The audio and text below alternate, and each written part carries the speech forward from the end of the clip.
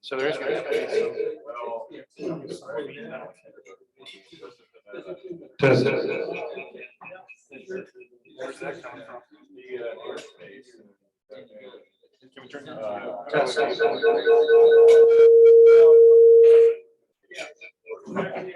Okay, so you should be unmuted here or muted here, right? I don't know. Yeah, so he's muted. I'm assuming that this.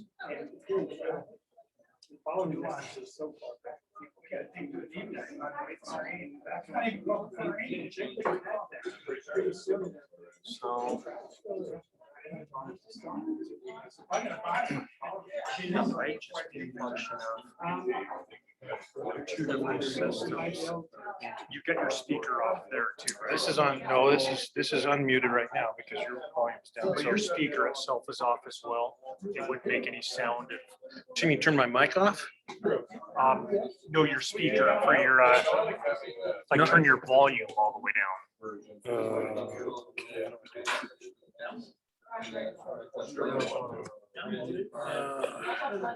Okay. Okay, you want to try that now? Yeah, let's try that. Go ahead. Test. Looks like we're working there. Okay, good, awesome. We'll go ahead and get started here. Oh, what's your? Well, good evening, everybody, and welcome to our first in-person WPA meeting in, I don't know how long has it been? Jeez, a number of months. So yeah, let's give it a round for making it this far. If we've learned anything about COVID, it's that we're just tired of it all. And so glad to have you guys all here. For those who don't know me, my name is CJ Amistoy. I'm your WPA chapter 2020-2021 president. And with me today, we've got a great speaker, Dennis. I'm going to circle back around to that in just a few moments. I want to make aware of a couple of brief announcements. First and foremost, there is a sign-up sheet. If you were not inundated with enough emails or Facebook notifications about fast registration this evening, I encourage you to check out that little clipboard and get your name on there. Also, there is a sign up and or member roster, and we haven't met in person in a long time, so it's a great opportunity just to remind you if you forgot about your dues, or perhaps you are thinking, this is a great organization and how do I get signed up? Take a look at that. John Miller will be happy to take your dues and get you signed up for this year. So also, I want to make sure you guys know that we got this cool little super high-tech Folgers coffee can that's running around. This is what allows us to, with the money that you're going to drop in here, have things like our Zoom subscription that allowed us to have all of our fast presentations since we were unable to meet in person. So I just want to encourage you guys, if you got a few bucks, drop them in here. It helps us get things like webcams, extra cables, new mic, that sort of thing to help us present. So without further ado, I'm going to go ahead and start this off, and maybe Betty, you want to take that and pass it around, or you can just, if you guys want to put a couple bucks in it and then move it around. I'd like to go ahead and take a few moments just to introduce Dennis Runolfson. Dennis is part of our board, and he brings an excellent presentation this evening. And so without any further ado, Dennis, I'm going to go ahead and turn it over to you. Very good. Thank you, CJ. Thank you, and welcome everybody. So for those of you who may just be waking up from your nap, tonight's presentation is night flying. And my name is, as CJ has mentioned, is Dennis Runolfson. It's my pleasure to lead this presentation tonight. Now, I'm a fairly new member of WPA, but I was a member about 40 years ago and just rejoined here in the last year or so. Now, some of you may wonder about my qualifications for making a presentation, and I have to admit they're fairly minimal. I am a private pilot with about 650 hours. I am IFR certified, but not current. And I fly a 1975-172. Pretty minimal, but there is so much information on the internet that allowed me to put this presentation together. Like that picture? Is that you? Yes, indeed. So moving along then, we'll hit our first slide. So kind of interesting, how many of us do fly at night? Some may fly very often, some not so much. Some may not have flown since they took their private pilot's training. So out of curiosity, what is the definition of night per the FAA?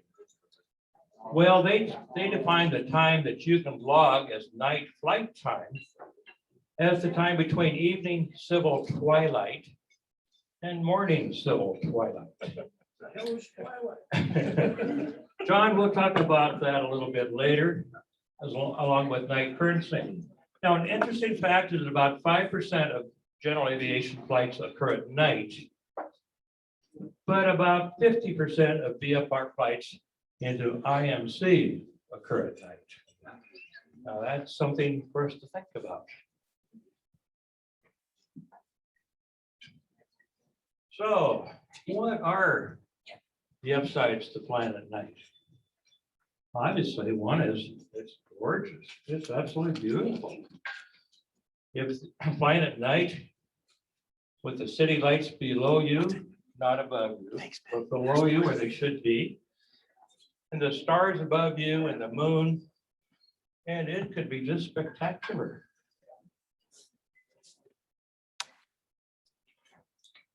And of course, you get better aircraft performance.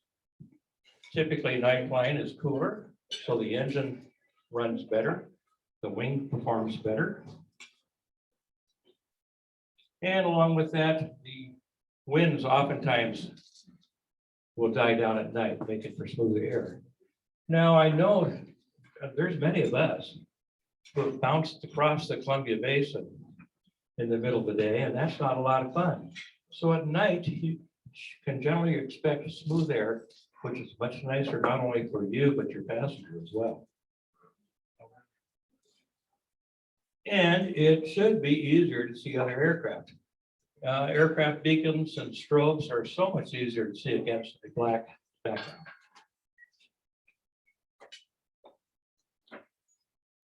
Well, unfortunately, there are some downsides to flying at night. It does require more planning, especially for a cross-country trip. It requires special attention. We'll talk a little bit more on this later. More involves pre-flight. It's pre-flight in the aircraft in the dark is certainly more difficult than in the daylight, and you will want to have a flashlight. Talk more on this later too. We're just getting warmed up here. Well, the cockpit will take on an air of unfamiliarity. I mean, it's not going to look or feel the same at night. Instruments may not be where you think they are. The gauges, you might have trouble finding certain gauges. So you want to have, you want to be able to go through and kind of know where everything is.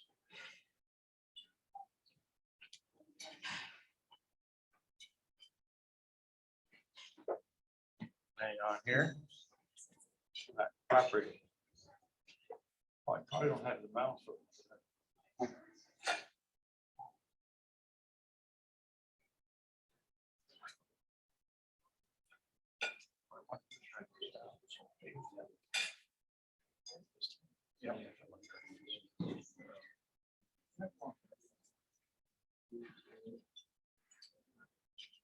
So at night flying, you want to have navigational aids such as your sectional, your charts, iPads, whatever. You want to have those where you can reach them. Also, you want to have one or two flashlights available. Now, personally, I've never been very good at holding a flashlight in my mouth. So I like a strap-on headlight. Last I checked with Sporty's Pilot Shop, they had one white or red LEDs, two different levels of brightness. That was only $20. Of course, Amazon is always a good place to look. Now at night, landmarks won't look the same either. Your familiar landmarks are going to be hidden in the darkness. Airports, even with our rotating beacons, may or not be easy to find.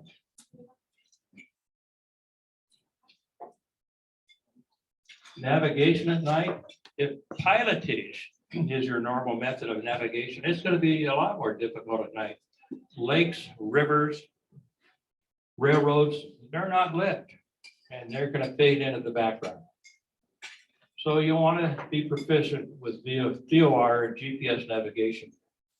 In fact, some pilots will actually file IFR for night flights, even though they intend to remain VFR.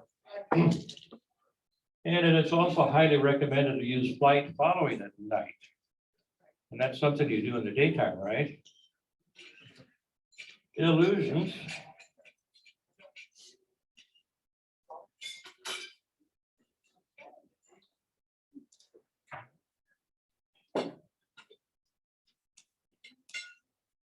Okay, we're going to back up. Illusions. There are several nighttime illusions to be aware of. And most pilots will have one time or another experience one of them. And of course, there is night currency. So for night currency,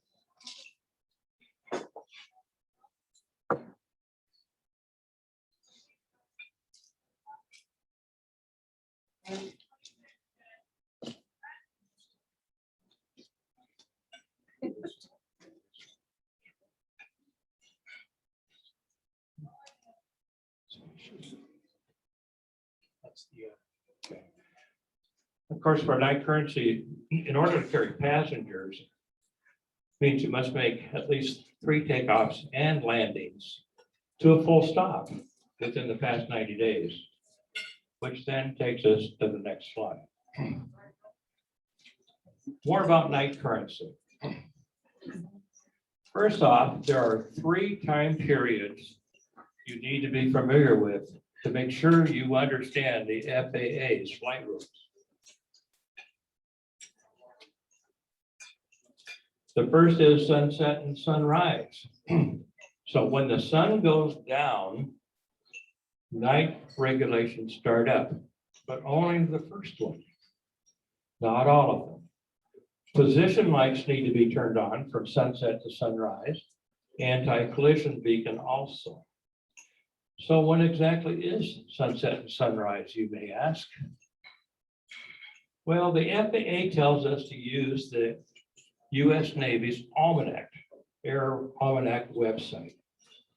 But I've checked a couple times there, and the times listed in our local newspapers, and they're within a minute. So I don't think you need to go to the Almanac.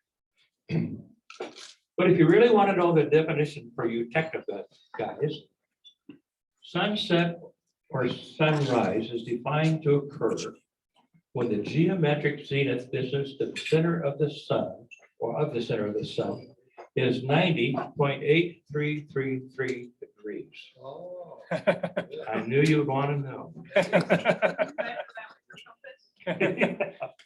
Yes, quite right. So now civil twilight.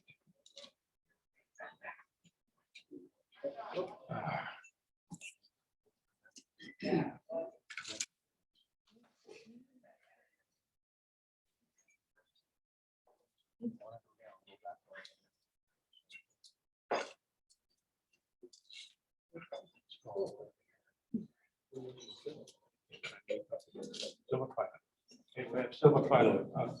So the FAA says you can log time as night flight between the end of evening civil twilight and the beginning morning civil twilight, as published in their Air Almanac, converted to local time. Okay.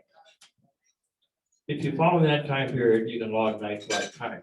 Typically, evening twilight will start about 20 minutes after sunset, and morning twilight begins around 25 minutes before sunrise.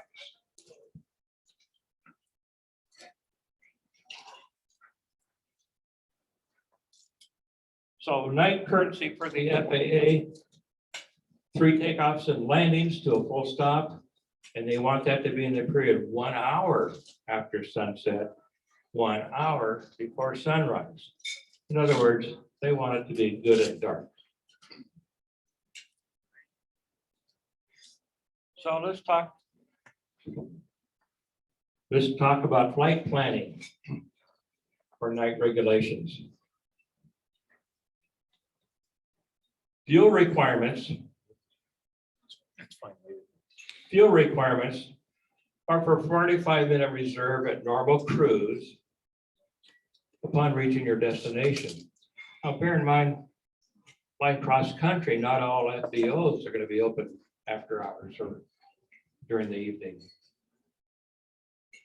Equipment. Title 14 of the Code of Federal Regulations, Part 91, specifies the equipment needed for VFR flight. Surprisingly, the equipment includes only basic instruments for night flight. I'm sorry, for VFR night flight. Surprisingly, the equipment includes only the basic instruments needed for day VFR. Plus, you have to have lights, electrical energy source, and they require spare fuses. Now, obviously, if your airplane has circuit breakers, you don't need to carry the fuses.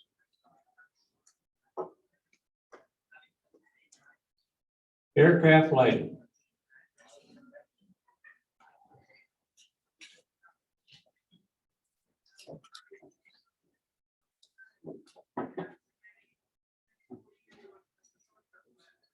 General aviation airplanes traditionally have been poorly lit, most offering only position lights, a rotating beacon, and maybe a landing light. According to the FARs, besides the red, green, and white position lights, at least one anti-collision light is required for night flight under current aircraft certification requirements. Basically, the anti-collision light must be either aviation red or aviation white and can be in the form of a rotating, flashing, or oscillating beacon or a strobe. Operations. For night operations, you need to turn on the anti-collision beacon before you start the engine. This is to announce to people in the area that you're about to start the engine. You leave that beacon on until you shut the engine down. During taxi, use the position lights and taxi light, and perhaps even your strobes. The key here is to be as lit up as possible, but not to the extent that your bright lights interfere with other operations.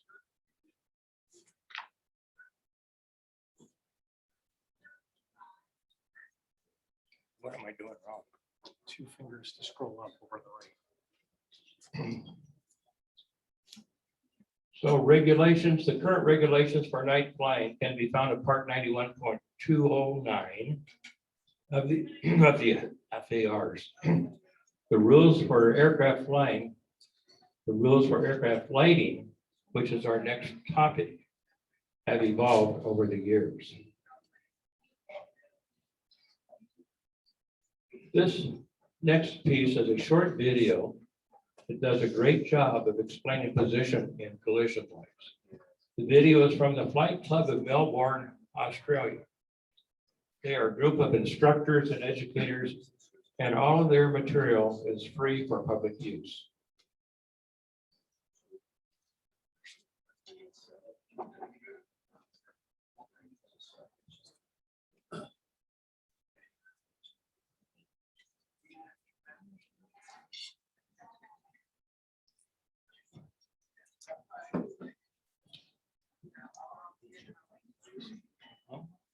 Yeah, it should be talking. We're gonna pause this for a moment.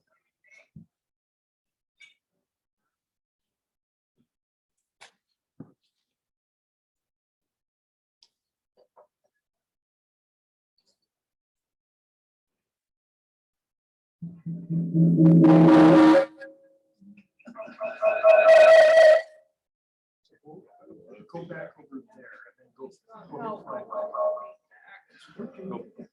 What if you're like? What you do with feedback. Do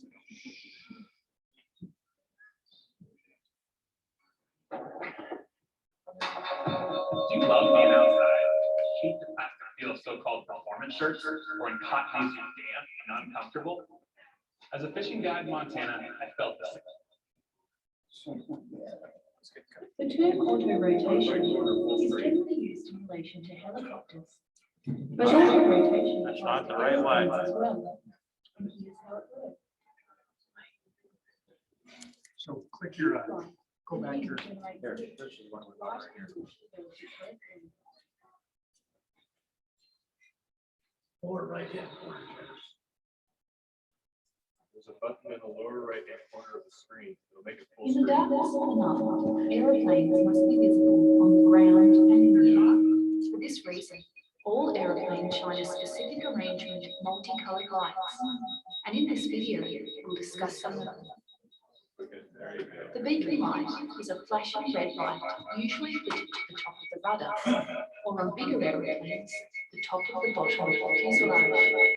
This light is visible all around the aeroplane, and its purpose is to alert others that the engine's running or the aeroplane is moving.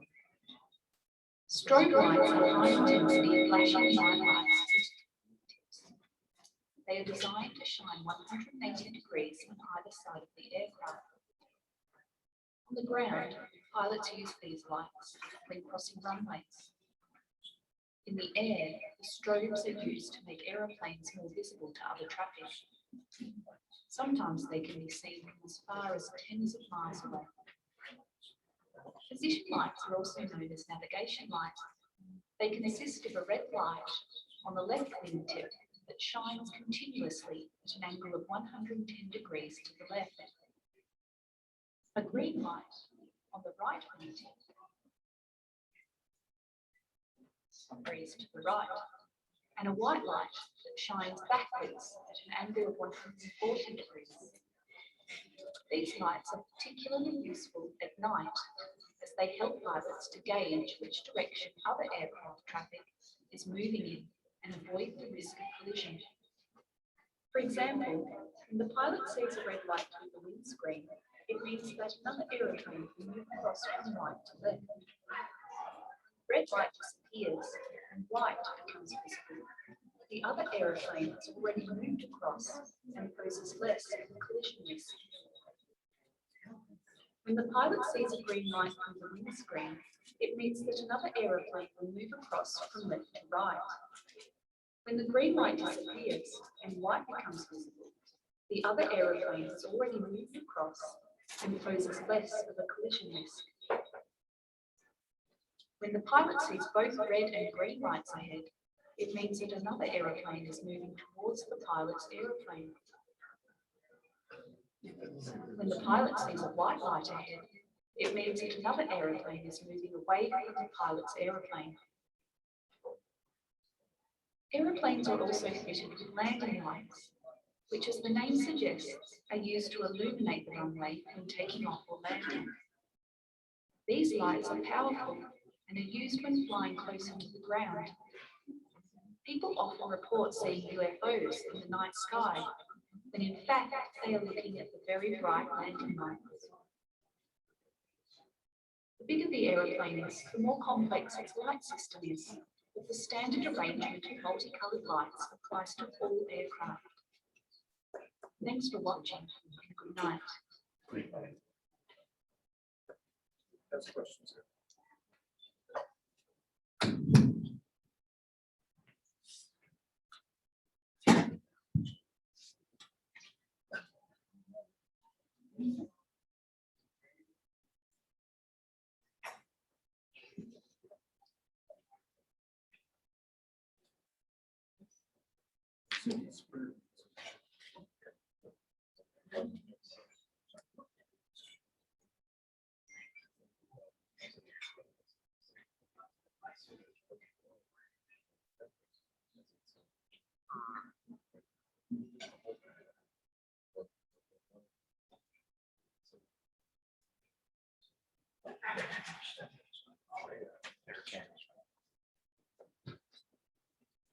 Okay, obviously, one little discrepancy with just because you see a white light in front of you doesn't mean the airplane is necessarily going faster than you and moving away.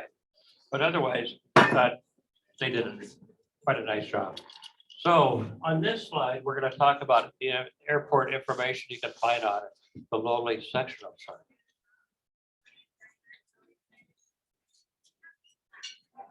So this is Ephrata. This. Hang on. This one is Grant County. And this is Moses Lake. Let's talk a little bit about the planning and airport lighting. First of all three of these airports have rotating beacons, as indicated by the open star that the arrow is pointing to. The arrow is not pointing anywhere. That the arrow is pointing to. Next, we see that Grant County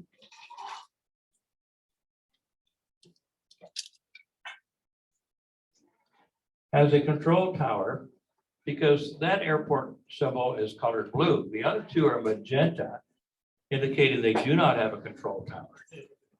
So you can also see by the asterisk after the control tower frequency there, that the control tower is has limited hours, and you have to refer to other parts of the sectional for the aim to find that out. So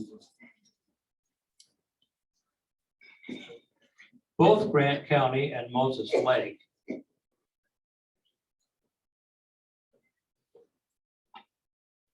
have lighted runways as indicated by the L being pointed to there. These lighted runways will be from sunset to sunrise.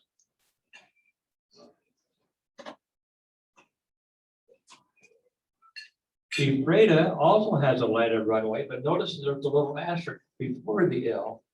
That, of course, indicates that it's not continual operation. Look to the sectional chart supplement Jepson or ALPA or other airport charts, and we see that the runway 3/21 has medium intensity runway lights that are controlled by on the common traffic advisory frequency.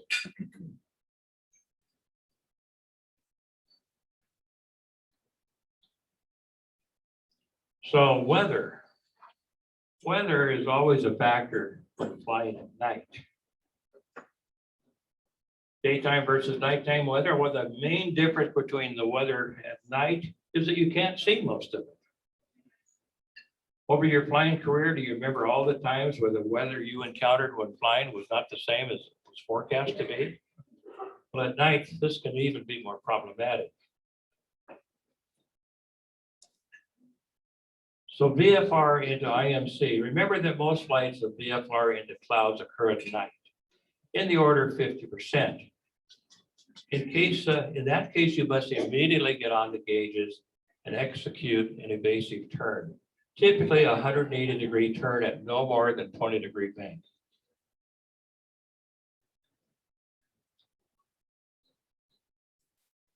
So at night, you might consider having a little higher standards for your weather. For night flights, get as much weather information as practical and don't push your luck unless you are IFR current. Your weather minimums should be higher for night flights versus daytime. Pre-flight. So do it in the daytime if possible. Obviously, it's a lot easier to perform a pre-flight in lighted areas or during the daytime. In the dark, you'll want to use a flashlight. Check all the aircraft lights inside and out. This includes the rotating beacon, the position lights, and the strobes. Don't forget the taxi and landing lights. And don't forget the cockpit and instrument lighting also. We talked about the flashlights. Fortunately, today's flashlights last much longer with the LED lenses. Nonetheless, spare batteries are still required by the FAA. An option, of course, would be to have a second flashlight with fresh batteries. Fuel contamination and quantity. It's definitely more difficult to check without proper lighting. One suggestion is to hold the fuel sampler up against a white background and shine your flashlight through it. That'll give you a very good idea. Also, on your fuel quantity, if your tanks are full, stick your finger in. You should be able to feel it. You know, in the worst case, that'll work. Cockpit organization. We touched on this. a little bit earlier, but it's surprising how foreign the cockpit can look under poor lighting. Rotating beacon, of course, we talked about this too. Prior to start, you are required to turn on the rotating beacon. And this is to warn others of impending engine start.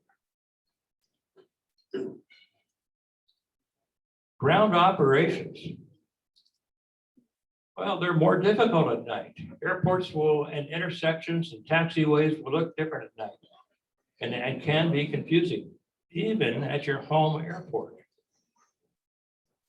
Airport diagram. It is important to be familiar with the published airport diagram. If you are unfamiliar with the airport and the ATC gives you complicated taxi instructions, consider asking for progressive taxi. He should be able to lead you turn by turn to where you want to go. You still should have the airport diagram on your lap. However.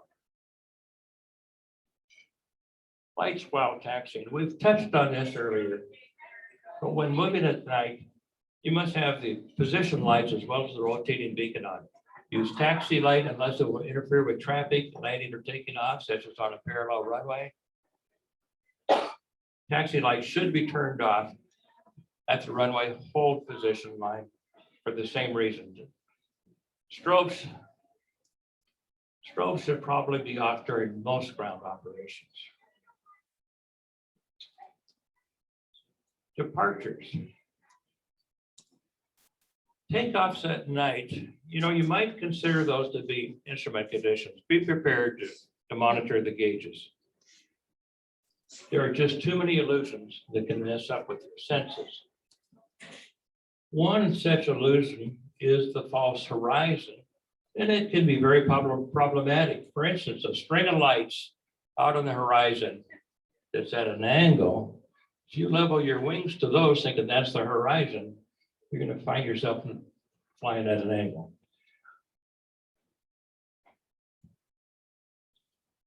Sparse ground lighting is another problem related. This can create the illusion of a star-studded sky. A pilot relying solely on visual references may find themselves in an unusual attitude. Now we talk about spatial orientation and vertical. The FAA has done a lot of research on spatial orientation and vertical because statistics show that between 5 and 10% of all general aviation accidents can be attributed to these.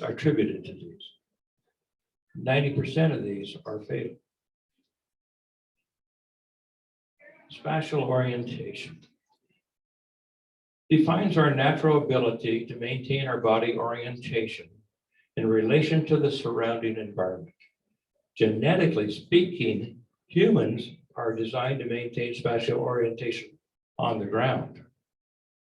The three-dimensional environment of flight is unfamiliar to the human body, creating sensory conflicts that can make spatial orientation difficult and in some cases impossible.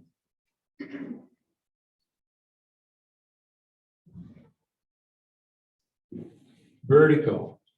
So when the inner ear's interpretation of orientation doesn't agree with what the eyes are seeing, we have vertigo. Vertigo is the feeling that you are moving or objects around you are moving when in fact they are not. This can occur in turns, changes in pitch, false horizon conditions, and several more, and can occur day or night, although more prevalent at night.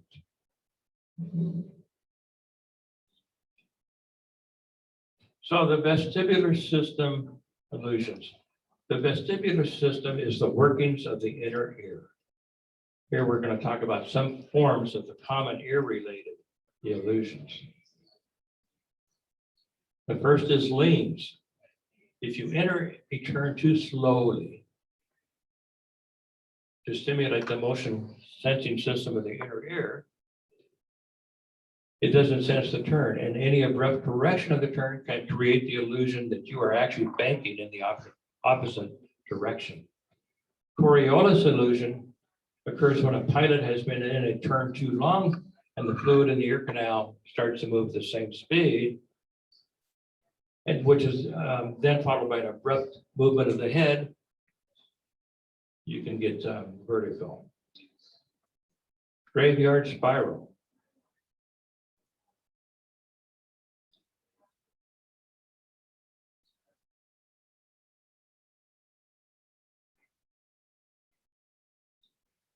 As in other illusions, a pilot in a prolonged, coordinated, constant rate turn will have the illusion of not turning at all and can just continue to turn. Inversion illusion. If an abrupt change from climb to straight and level, that can make the pilot feel like he's actually tumbling backwards. En route visual illusions. Now, first one is false horizon. I think we touched on that earlier. Dark nights tend to eliminate references to visual horizon. The disoriented pilot may align with an incorrect horizon and hence a dangerous attitude. Autokinesis. This is caused by staring at a single point of light against a dark background for more than a few seconds. After a few moments, the light can appear to move on its own. A disoriented pilot may lose control of the aircraft in attempting to align with that light. Landing illusions. The black hole approach, landing over water or non-lighted terrain and runways is the only source of lights. The runway can seem out of position, either downsloping or upsloping, and a worst case can result in landing short of the runway. Featureless terrain, very, very similar to the black hole. Again, over water approach, darkened areas, terrain features made featureless by snow can create an illusion the aircraft is at a higher altitude than it is, sometimes land low.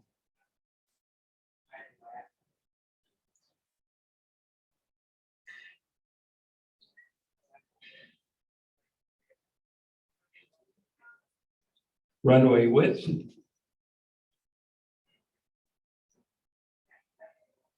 A narrower than usual runway can create the illusion the aircraft is higher than it actually is. The pilot who does not recognize this illusion will fly at lower approach with the risk of striking objects on the approach or landing short. A wider than usual runway can have the opposite effect. You're high and you could level out high, land hard, or overshoot. Runway slope and upsloping. Runway, upsloping terrain, or both can create the illusion the aircraft is at a higher altitude than it actually is. This is taken from the FAA. This basically shows, if I can get the mouse over here.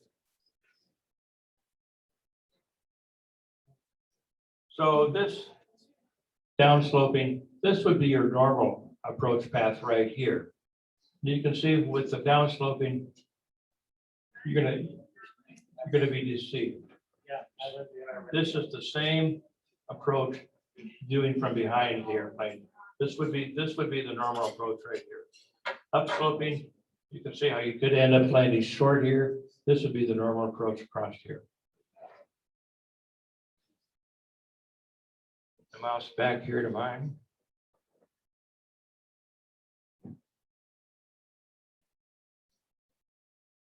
So enough about illusions. Mercy. You've done your planning, your pre-flight, you've taxied out to the runway, you've taken off. Now you're en route to your destination.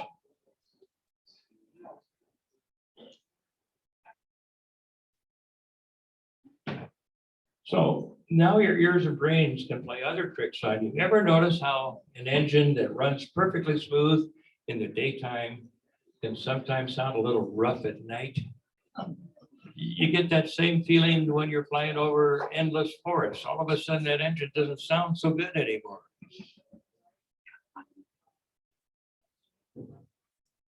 Terrain avoidance. Terrain avoidance can be a little tricky at night. You might consider planning your route 1,000 or 2 feet higher at night than you would in the daytime. Navigation.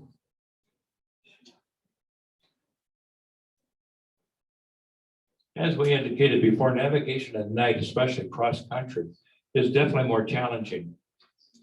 It's always a good idea to use flight following, but at night you should consider flight following an essential tool. If you're in your flight planning, make sure you have flight at altitude that will maintain radar contact with ATC. Other challenges. If you lose sight of the stars, it may be because you're flying under an overcast. If the lights on the ground start to fade and twinkle, you could be flying over a fog or low clouds. Sparkles illuminated by the strobes or your landing lights may indicate precipitation. Be aware that this can cause vertigo, so don't hesitate to turn them off. Well, wouldn't it be nice if finding the airport at night was this easy?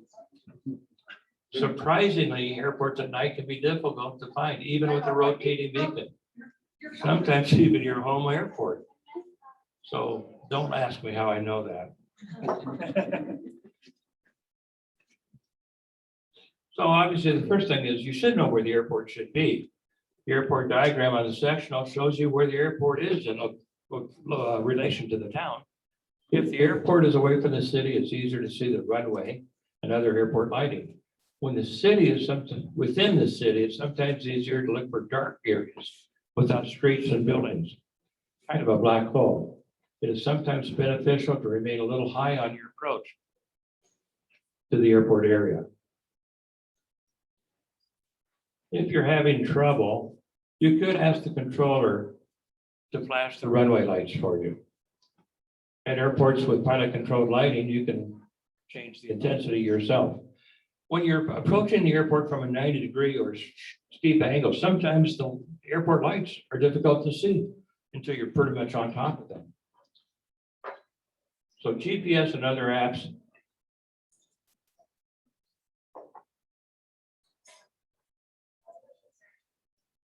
Preflight, Air, and other apps may have an extended centerline feature.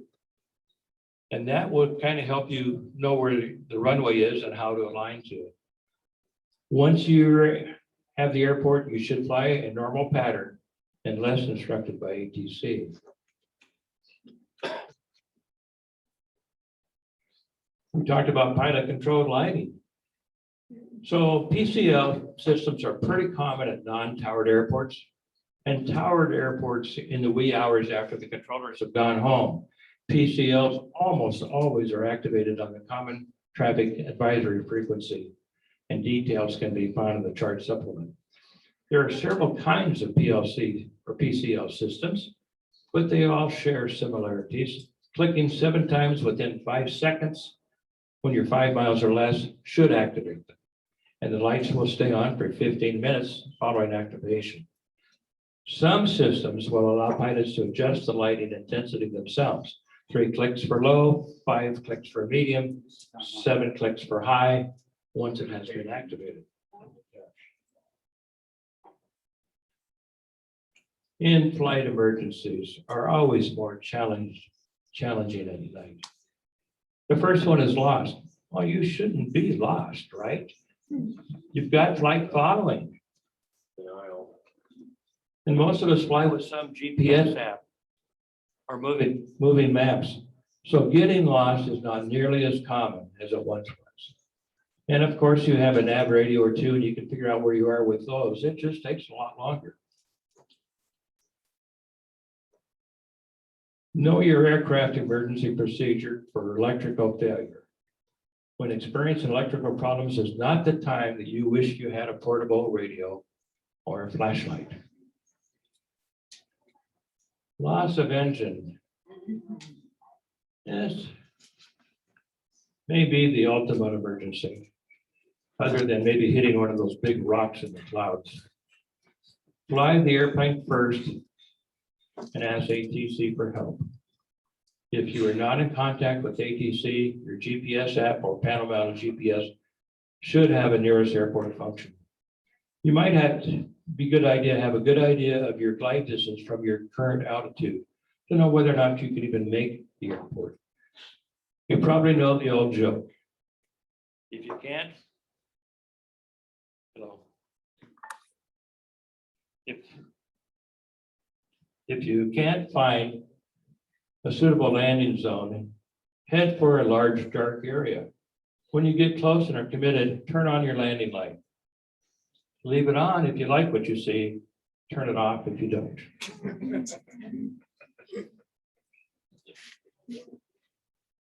Here is a video, I'll try this again, of a night engine out experience. Thankfully, it has a happy ending.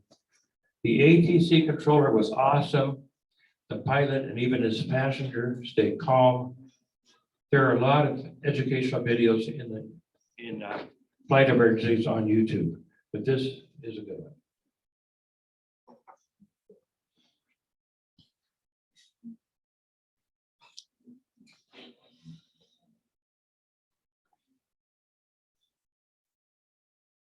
My name is Emmanuel Canal, or Manny Canal, and I'm from Pittsburgh, Pennsylvania. I'm a private pilot with instrument rating, and I have approximately 900 hours. The evening of August 31st, transitioning into the early morning of September 1st, 2008, we were flying a turbocharged Columbia 400, now called the Cessna 400, from White Plains, New York to Allegheny County, Pittsburgh, Pennsylvania region. After more than an hour into the flight, during level cruise at 10,500, I noticed the manifold and oil pressures were dropping. Slowly at first, but more precipitously within a few minutes. I planned to divert at that point to either Altoona or Johnstown, when the engine suddenly sounded deeper and ran quite roughly and deteriorated rapidly over a few seconds. And this lasted only a few seconds, and suddenly there was an explosion or a bang. There was an intense smell of burnt oil and an immediate loss of power and an immediate initiation of a very violent shaking of the entire plane.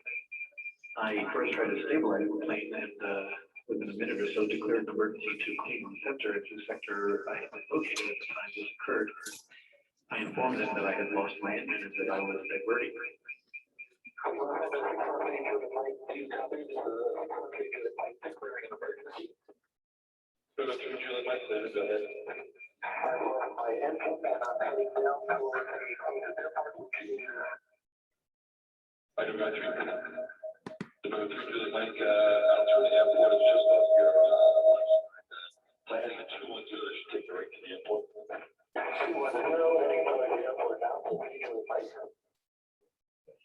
By this time, the plane was shaking so violently that I could not read the G1000 displays anymore.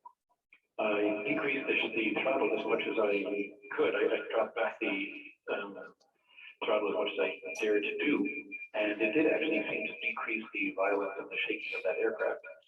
I asked the air traffic controller for some frequencies, such as the frequency to turn the lights on at Altoona, since the airport was already closed at this time. By now, it's about 1 o'clock in the morning or so. Yeah, try 1, 2, 3 twice. That's the traffic advisory frequency. I do not have a frequency available for the lights right now, but try that 1, 2, 3 points. See if that works for you. Oh, I can try that now. Remember, usually like when you're looking at the lights. And usually my airport now at 12 o'clock and just under 9 miles.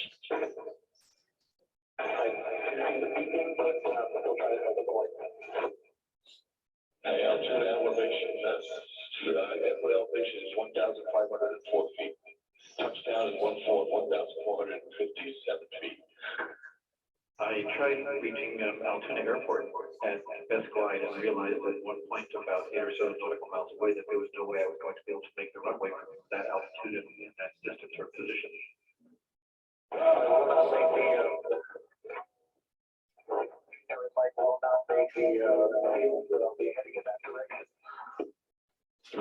Might be 6 miles out right now. The right usually might be any road to the top of the up right down.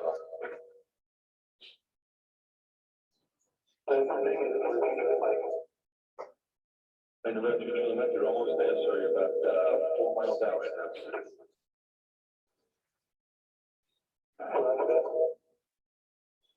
I tried adding throttle and it caused the plane to shake violently, more violently than it was.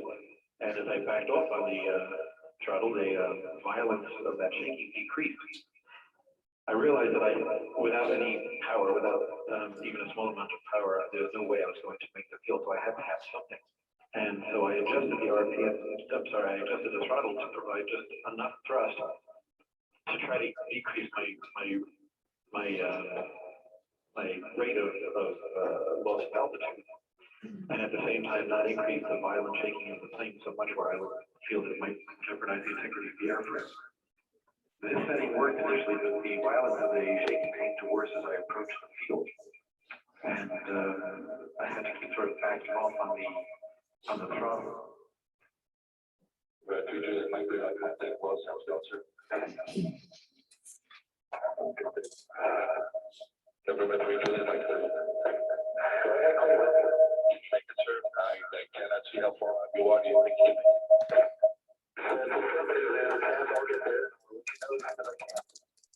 God bless you, sir. I was pretty convinced at one point that I was going to be able to make the field as I was extremely close to it. And all this time was no flaps, and I wanted to facilitate vertical gliding all this time. And so at that point, I pulled the mixture and RPM and the throttle out completely. And actually landed quite a bit hot with no flaps at about 95 to 100 knots. Just about on center line, immediately to the left of center line, and you raised to help bring the plane to a complete stop. There were no injuries, thank God, and actually it was a rather eventful landing. I am down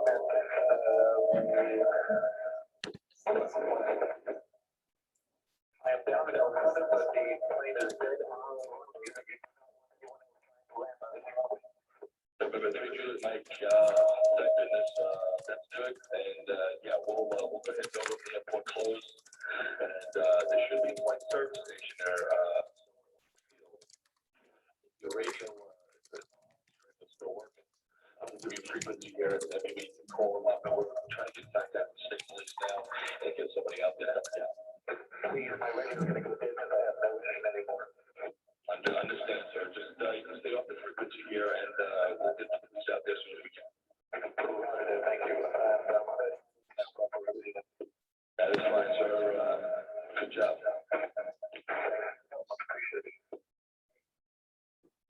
When I got out of the plane, I couldn't see much, but I was definitely able to make out that the plane was covered in oil everywhere, and that there was what appeared to be a connecting rod sitting in the cowling under the alternator belt, and pieces of the aluminum fins from the engine that had broken off just lying in the cowling opening. Consequently, I found that days later we recognized that the entire engine had actually blown open, and that the connecting rods actually burst through the top of the cowling. We waited for rescue trucks to show up, and about 20 or 30 minutes later, they did, and they were exceptionally helpful in getting us getting the plane pulled even further from the runway at that point, all the way up to where it was going to eventually be parked, and making sure everything was fine, and making sure that nobody was hurt, which we weren't. The problem was the engine itself. Then technically, I guess this was referred to as an incident by everyone. And there was nothing I had to do. I just contacted FAA. I sent them an explanation as to what happened. And in fact, they were exceptionally supportive and very complimentary to the way that the flight ended and how, I guess, the plane. And I spoke to the air traffic controller, actually the individual controller in Cleveland, who I thought was exceptionally helpful. I was and continue to be extremely thankful to that gentleman. There was no paperwork there either. At this point, it was just a matter of getting the plane repaired and back ready to fly. An unsung hero in this whole event actually was my wife, my non-pilot wife, who was, to put it mildly, not crazy about flying. When this all occurred, she was amazing. The fact that she could have panicked and could have caused tremendous difficulty just trying to keep the airplane in control, but she was wonderful. She truly is one of the heroes of the whole event. Above all, just fly the plane, aviate, navigate, and communicate in that order. And air traffic control is fantastic, especially if, God forbid, there's an emergency. There's nothing, not only not to be afraid of, they're your friend. They're there to help get you the information you need, and they're That's the cockpit resource management that we need to take advantage of. All the time we were in contact with the air traffic control from Cleveland, who did a wonderful job of helping me out. He was wonderful, and then he was able to provide me exactly what I needed. In fact, when we think about it, air traffic control job is to maintain separation, and then an emergency, clearly their job is to leave you alone, let you fly the plane, and just help you out in any way you need. And that is precisely what this gentleman did. I also want to point out that during this whole time, my passenger, my wife, was with me on the plane. And to hear another professional voice, calm, professional, communicating, not panicking, that could only have had a tremendously beneficial impact on her as well. The whole system benefits when you just work together professionally to try to work yourself out of a bad situation and resolve it together as a team.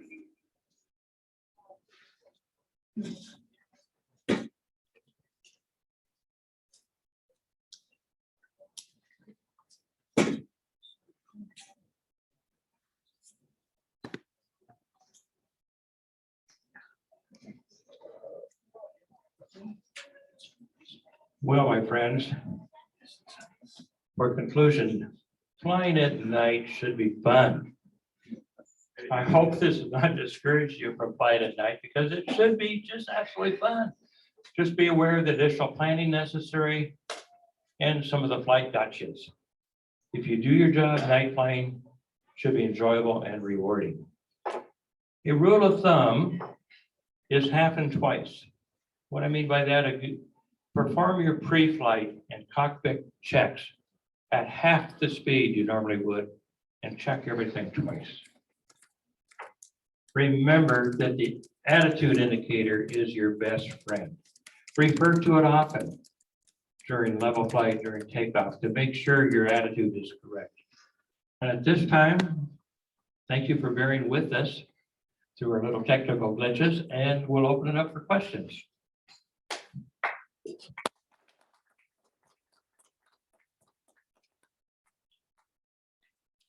Well, hearing no questions, I'll turn it back over to you, CJ.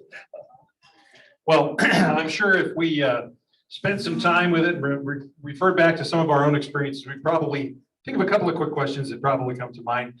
Although that was a very detailed presentation. Was there a question in the back?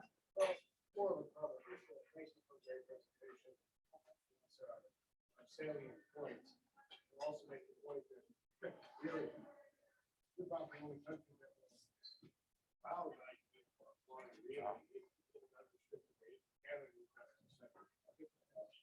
Yeah, right. So the onus of responsibility on ourselves to do these things correctly. You know, the reality is respecting the movements is essentially avoiding the incidents like XUI or probably safer. You know, I always have an illusion, but I always find that when I'm at an ILS, I'm trying to respect them. Of course, whether it's the prominence of the and when I'm transitioning from pure ILS to visual, that happens. I always tend to go to the lower lines. Always. Always just do that.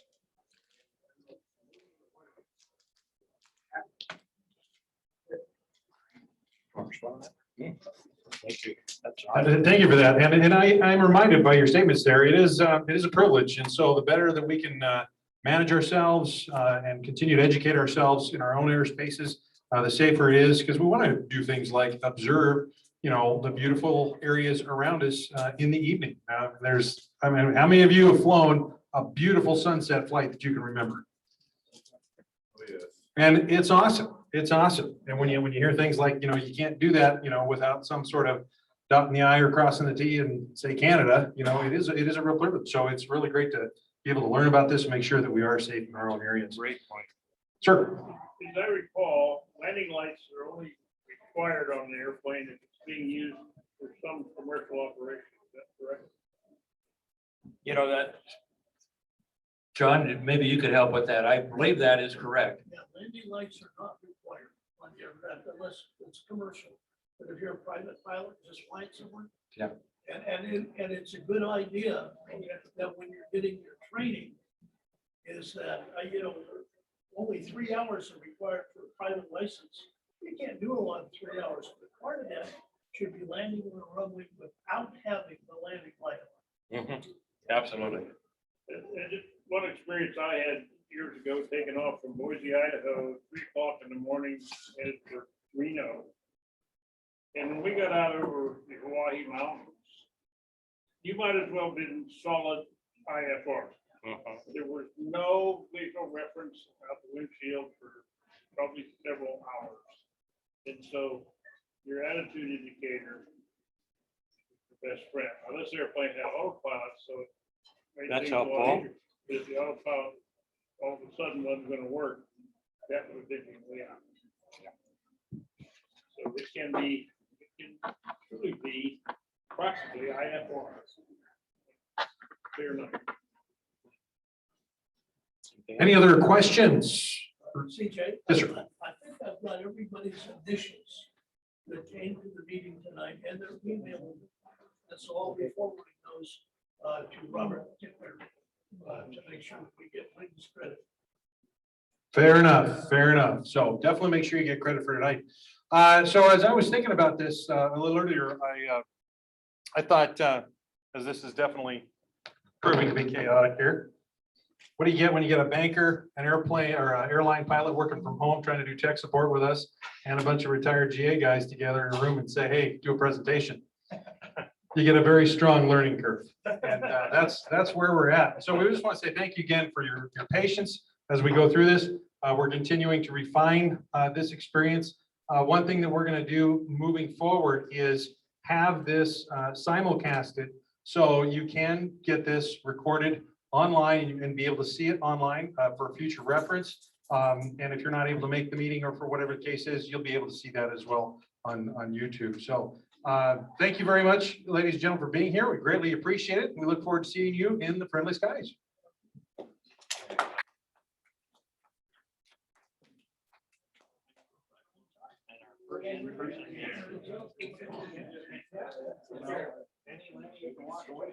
All right. Yeah, nice. Way to persevere. That's great. Well, we have to do most of the glitches. I got your guys' stamps. All right. Okay. So Dennis, for Dennis. Thank you.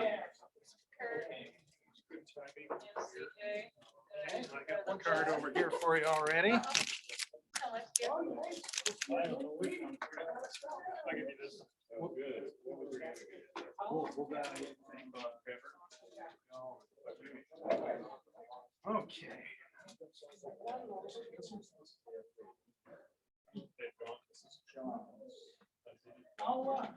Oh, I got your number.